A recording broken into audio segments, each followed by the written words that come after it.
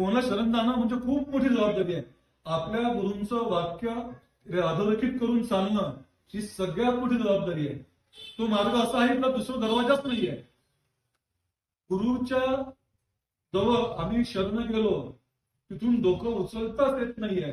पण आम्ही काय करतो, आम्हाला आवडेल जास्त एकदा गमतीने श्री श्री रविशंकर म्हणाले, व्यक्ती गुरु कोणता करतो, जो त्याच्या स्वभावाला आवडतो, पटतो, रुचतो.